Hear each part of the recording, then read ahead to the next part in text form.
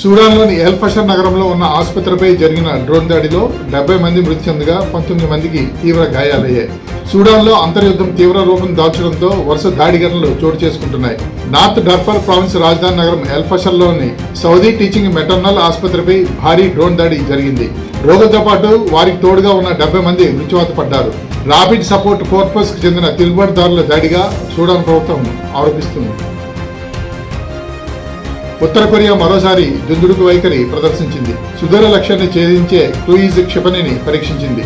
ఉత్తర Korea తన సైనిక కార్యక్రమాన్ని అభివృద్ధి చేయడంలో భాగంగా క్షిపణులు పరీక్షించి అంతర్జాతీయ సమాజాన్ని బెదిరింపులకు గురిచేస్తుందని యుఎస్ పసిఫిక్ కమాండో తెలిపింది. 1500 కిలోమీటర్ల లక్ష్యాన్ని చేరుకుందని, పరీక్ష విజయవంతమైందని ఉత్తర కొరియా తెలిపింది.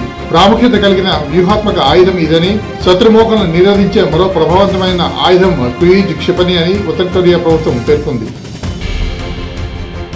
అనుమతి లేకుండా తమ దేశంలో అక్రమంగా నివసించే వారిని డిపోర్టేషన్ పేరుతో ట్రంప్ సర్కార్ అక్రమ వలసదారులను ఆగమేఘాల మీద పంపడానికి సైనిక విమానాలు వాడుతుండడం అత్యంత అమానవీయంగా, వారి కాళ్ళు చేతులను కట్టేసి పంపడంపై లాటిన్ అమెరికా దేశాలు మండిపడుతున్నాయి.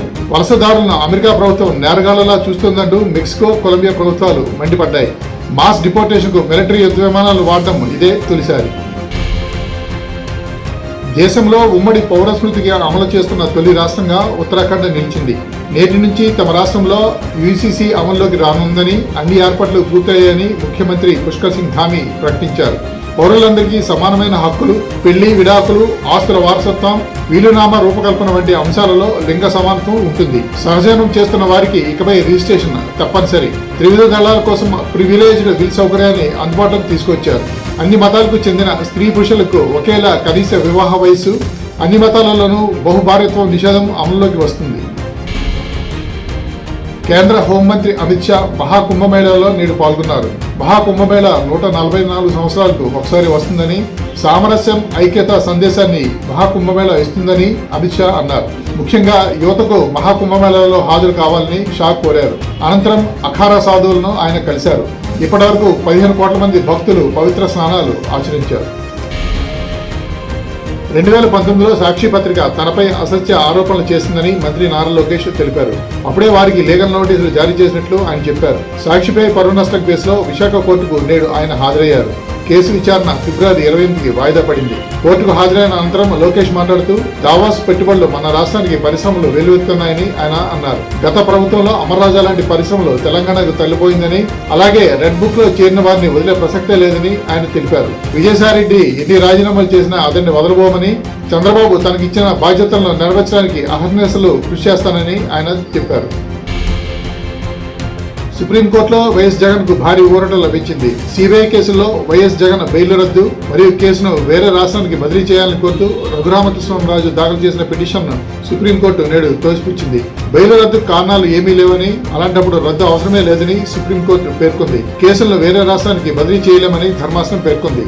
ఇరువైపులా వాదనలు విన్న సుప్రీంకోర్టు ద్విసభ్య ధర్మాసనం పిటిషన్ డిస్మిస్ చేస్తూ నేడు తీర్పు ఇచ్చింది. విశాఖలో దారుణం జరిగింది. ఓ మహిళను 3 వ్యక్తులు జుట్టు పట్టుకుని మరీ నడి రోడ్డుపై ఈడ్చుకెళ్లిన ఘటన మధురవాడ పిఎంలోని మిథిలాపురి ఉడా కాలనీలో జరిగింది. బాధిత మహిళ టిఫిన్ బండి నిర్వహిస్తుండగా పక్కనే ఉన్న దుకాణదారులు కిరాతకంగా ప్రవర్తించారు. ఈ ఘటన స్థానికంగా సంచలనం సృష్టించింది. బాధితురాలు పోలీసులకు ఫిర్యాదు చేయగా అధికారులు పట్టించుకోవడం లేదనే విమర్శలు వస్తున్నాయి. తిరిగి తనపైనే కేసు నమోదు చేస్తామని పోలీసులు బెదిరిస్తున్నారని ఆమె ఆరోపిస్తుంది. తెలంగాణ ఆర్టీసీలో సమ్మె సైరన్ మోగనుంది. 4 ఏళ్ల తర్వాత మళ్లీ ఆర్టీసీ కార్మికులు సమ్మెబాట పట్టనున్నారు. నేడు ఆర్టీసీ ఎండీకు కార్మికులు సమ్మె నోటీసు ఇచ్చారు. తమ సమస్యలు పరిష్కరించాలని కార్మికులు డిమాండ్ చేశారు. 2021 నుంచి వేతన సవరణ, ట్రేడ్ యూనియన్లపై ఆంక్షలు ఎత్తివేత తదితర డిమాండ్లతో సజ్జనార్కు సమ్మె నోటీసు ఇచ్చారు. హుస్సేన్ సాగర్ లో అగ్ని ప్రమాదం సంభవించింది. సాగర్ జలాల్లో 2 పడవల్లో జరిగిన ఘటన నుంచి 5గురు నీటిలో దూకి సురక్షితంగా బయటపడ్డారు. వీరిలో ఒకరు తీవ్రంగా గాయాల పాలయ్యారు. పీపుల్స్ ప్లాజాలోని భారత్ మాతా ఫౌండేషన్ ఆధ్వర్యంలో భారత మాతకు మహాహారతి కార్యక్రమం సందర్భంగా నిర్వహించిన బాణసంచా పేలుళ్లలో ఈ ప్రమాదం చోటు చేసుకుంది. వరంగల్ జిల్లా మామునూరు వద్ద జరిగిన ఘోర రోడ్డు ప్రమాదంలో 5గురు మృతి చెందారు. మరో 3గురికి తీవ్ర గాయాలయ్యాయి. 3 క్షతగాత్రులను ఎంజీఎం ఆసుపత్రికి తరలించి చికిత్స అందిస్తున్నారు. మృతులు బీహార్కు చెందిన వాసులుగా పోలీసులు గుర్తించారు. లారీ వెనుక వైపు నుంచి ఆటోను బలంగా ఢీకొట్టడంతో ఈ ప్రమాదం జరిగినట్లు పోలీసులు తెలిపారు.